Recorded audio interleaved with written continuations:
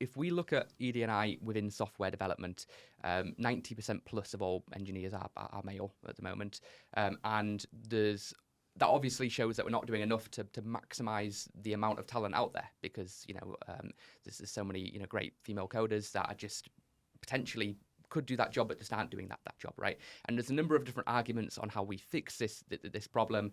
Some people say we need to encourage more women to study STEM subjects at school and kind of get them interested in this early. Other people say we need more female role models in technology, and I think that's a very, very valid point. If you think of tech leaders, you often think of Bill Gates and Steve Jobs and Zuck and Elon, and obviously they're all white males. That is being fixed heavily on the BAME side. A lot of leaders at big tech companies are coming from India and other places and China, and that's amazing to see. But we still feel like there's it's not quite right on the ED&I side from a gender perspective at the moment. So be keen to get your opinions on perhaps if there's anything that we could be doing as an industry to help fix this problem and that sort of thing. Appreciate it's a difficult question to ask, right? What do you think, Vicky? You're the female in the room, so what do you think?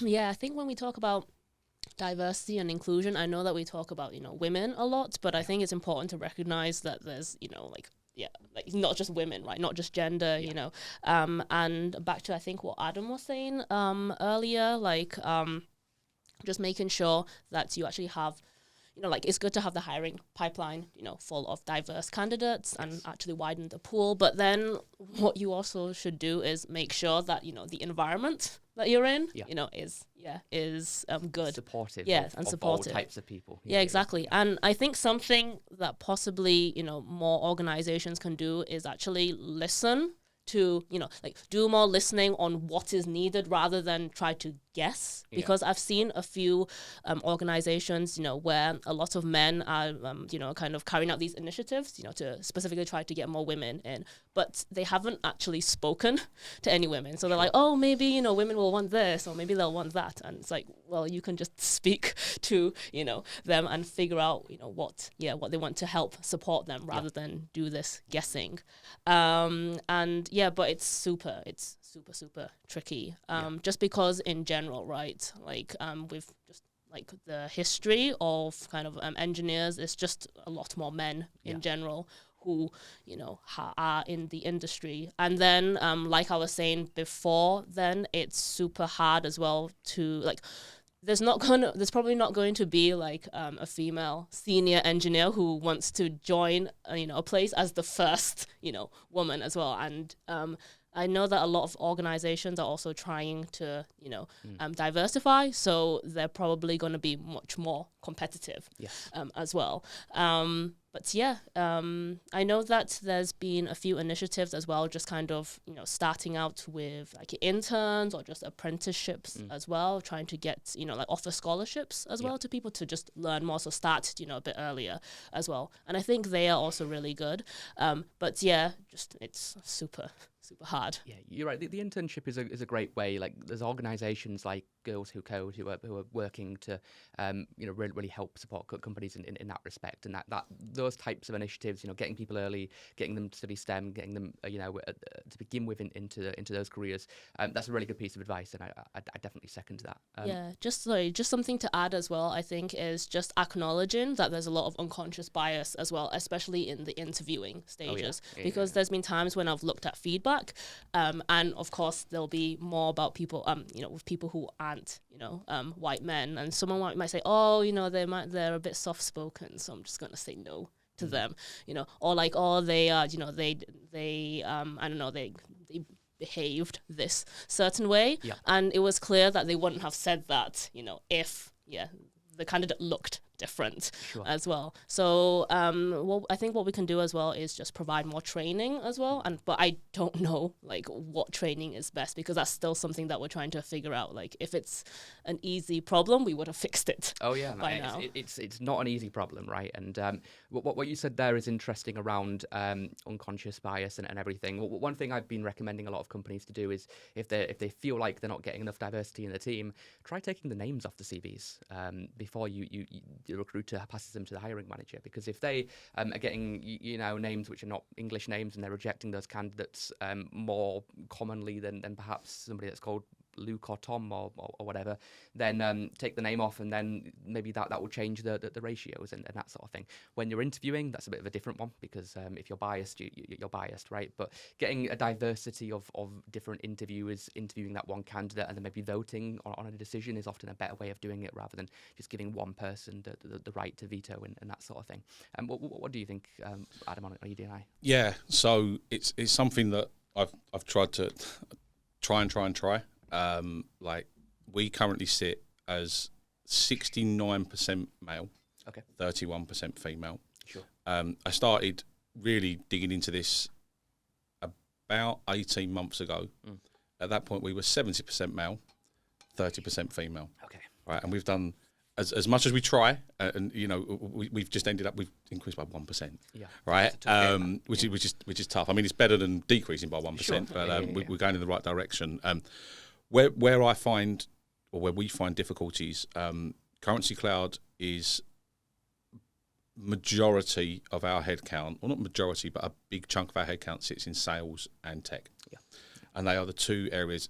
Tech's tough, sales is actually just as tough. Yeah. Like, you tend to find that there are less people in like full on sell the product type roles than you would expect. Like, it's a really tough market. So in tech though, we have managed to increase our female identifying people in the company by over 100%. Okay. Which is wonderful. That means we've gone from 6 to 14. Yeah. At the same time, we've got over 100 people that will be male identifying in there. So, sure, we have increased by a lot, like over 100%, like doubled the amount of women.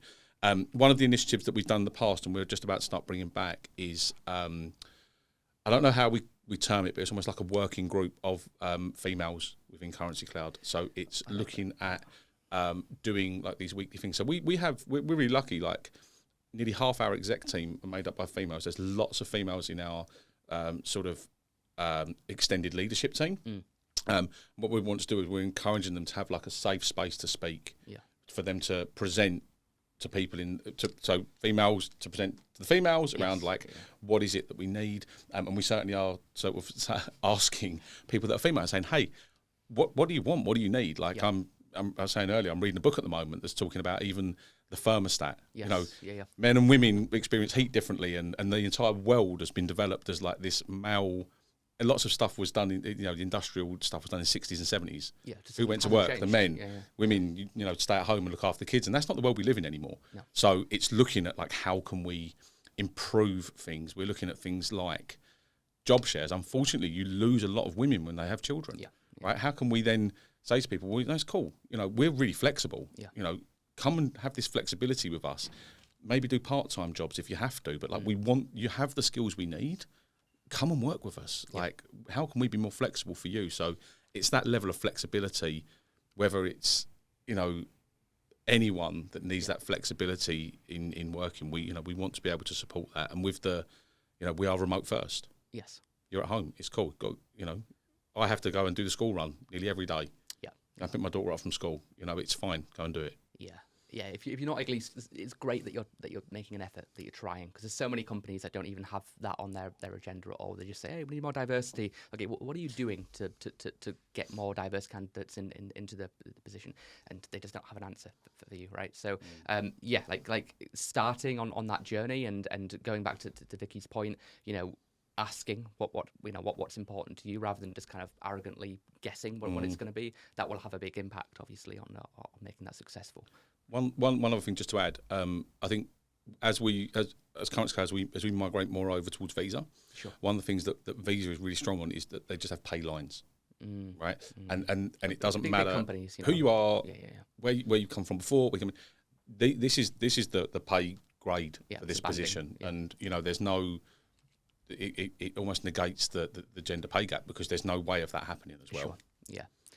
We'll get onto the gender pay gap in a second, because that is an interesting point. But just to finish on this segment, Artem, what would be your views on how companies, when they're hiring, can help create more diversity in their engineering cultures? again, I do agree with both points, but I feel like there is another side of the problem, Sure. and like the fact that there are like less women in Oh yeah. in tech, Yeah. like these days, is basically this is the consequence of tech not being popular among women before. That was like girls were just told that like STEM is like not for you, blah blah blah, all that sort of things. So I feel like so that to get rid of this problem, it should be popularized, which is currently being done, right?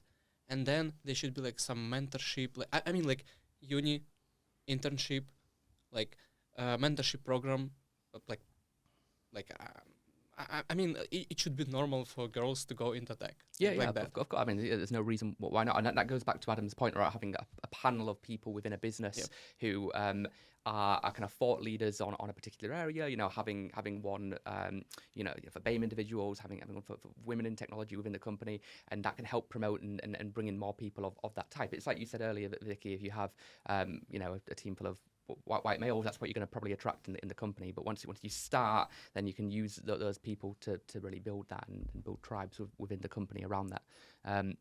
Okay, so it's a gender pay gap, right? It's like a really hot potato, and you know, I despite whatever views you have on it, right? One thing I will say is we did a salary guide survey recently to get data for the upcoming year ahead on what software engineers were being paid, and we in no grey area, pretty black and white. On average, we found women coders were paid about 10% less than the male for doing the same job, you know, which is obviously crazy and bizarre and a terrible way to attract more diversity if that's what you're trying to do. It kind of you know, you're shooting yourself in the foot really. But obviously, a lot of people are calling for more transparency with salaries, and I think that's really important. I believe in the States or certain states, it's now become a legal requirement to put salaries on job descriptions. I wouldn't be surprised if that happened in the UK pretty soon. That's quite important. And then, you know, at the same time, a lot of companies are starting to do salary reviews for being the end of the year, see what everyone's being paid. Do we need to change any of that? Are people being paid unfairly? Are we at risk of losing people? You know, it costs a lot more to hire somebody rather than having, you know, and to replace somebody rather than to keep them within the company most of the time. Not just in terms of the salary, but in terms of the training, in terms of the time it takes to get them up and running and that sort of thing. So it makes sense from a commercial perspective to treat people fairly and to pay them fairly, but also from an ethical one and everything else as well, right? But what are your thoughts on kind of the gender pay gap? It's you know, our research found that there was something there. What can we do to fix these sort of things? You posted, Adam, on my LinkedIn about this, so you I'm hoping you have an insight to share on it. But what's your view on all this? I'm trying to remember what noise I made on LinkedIn this time. To be honest with you, I've one of the guys in my team's encouraging everyone to do loads more LinkedIn posts. So I'm trying to put more out there. I think, yeah, like look, there's not a silver bullet for this, right? There's no answer that just kills it off and says, yeah, it's perfect. But there's certain things that you can do. You know, I think regular reviews, regular salary, not just regular salary reviews, but also like making sure that you understand or that the goals are if they're being met and people are achieving at the same level, then there should be no difference. Like, why is there any difference whatsoever in it to start off with? And looking at you know, the data that is in the market already, right? So what are people paid? People. Okay, there's no your male, female. It's what are people paid for this job? You, I, everyone. We exchange our time for money from a company, right? Yeah. So it doesn't matter where you're from, who you are. You know, it should all line up. Yeah, I don't know what else to say on that one, to be honest with you. Like, there's lots of things you can do. We can, you know, we're looking at things at the moment, like, for example, blind CVs. Yeah. Right, so not just taking the name off, taking everything off. Company names, sometimes locations. Everything. Yeah. And actually looking at the person on what they can bring to the company. Not, you know, you might have 4 years experience, you might have 8 years experience, but you might be bloody good at 4 years experience, right? Yeah. Just because you've got 8 years experience doesn't necessarily mean that you warrant that. So it's just looking at at what somebody's bringing to the table as opposed to gender, ethnicity, disability, like what can you bring to the company? What problem can you solve? You know, Yeah. what value can you add? Yeah. I've had some companies recently. I just said turn one away actually because they wanted to pay a lot less than market average, and their rationale was we can get somebody that's brand new to the country, and that's a great way to lose that person in a few months when they realise that they're not being paid what they're worth. But yeah, what's your view, Vicky, on the pay gap and that sort of thing? Yeah, it's really tricky, especially when you take into consideration, like, you know, like locations as well. If you're fully remote, because it's super hard. If you, and even not even just for countries, right? It's like cities as well.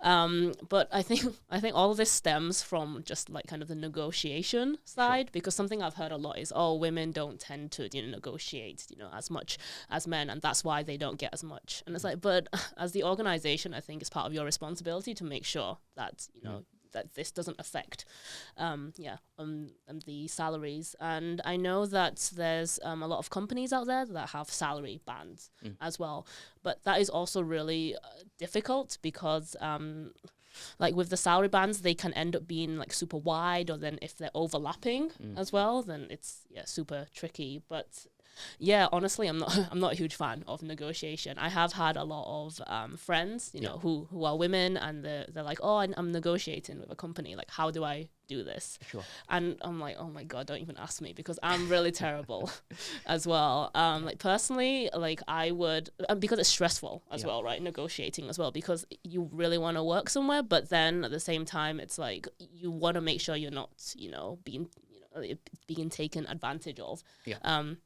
So I know a lot of companies have actually taken the negotiation, side off and just saying this is what we are going to offer you, and it's the same, for everyone. But yeah, I don't know, it's super hard. I don't know if I have any kind of helpful suggestions. Well, negotiating, that is a helpful suggestion to me, because if a company is negotiating every salary and trying to get it lower and lower, you're not going to keep that person for very long, because they know, like, good software developers, they get messages on LinkedIn all the time. They get emails all the time, get calls all the time, and in the messages it tells the employee what their competitors are offering. So if you know that you're being underpaid and that's consistently happening, then the negotiation, you're shooting yourself in the own foot, because in a few months that person might leave. And obviously it's not just about money. Obviously it's about the culture and everything else. But if you've got a culture of negotiating people and paying them the least amount possible, then that probably bleeds into other areas of the culture as well, if that makes sense. What would your view, Adam, be on this really complicated topic? That's probably the trickiest one. Yeah, man. I first thought that like transparent bans is kind of like the solution, but I feel like at the same time it may like harm the companies, because effectively like there is a nice guy who is like solving the problems, but obviously he is not matching like some criteria for passing to the next band. And like, I mean, he's good, but it's very hard to like know all the parameters that you may value, so that to like pay more to this particular person, and this person will leave because like someone else will propose him the money he's worth. And like that's it. Yeah, I mean, like honestly, don't have any opinion. I mean, like it might be the case that like if the band system is flexible enough to cover the majority of points, it might work. Yes. Yeah. Okay. Well, look, most big companies, I find, do some kind of banding structure at the moment. However, most of them get it wrong, because it's exactly what you said. It's just like, it's like a 50k band on a job, for example, or it's the complete opposite. It's like a weird number. It's like, we'll offer 52,000 and £15 or something going up, and it's just some like random number. And then if somebody wants 55k, and for the sake of a couple of grand, oftentimes they won't get the person that they need. So there's no easy solution, is there to that problem? But I think we've all shared a couple of ideas that can help at least get the ball rolling in the right direction. And for those listening that are interested in seeing if you're being paid what you're worth, then check out our salary guide. It's free. Just go to welovealpha.com. The link's in the description, and you can get access to that. No need to pop in an email or a credit card or anything. You can just download it for free. Hey, thanks for watching this YouTube video. If you want to see more like this, please remember to subscribe, and I'll see you in the next video.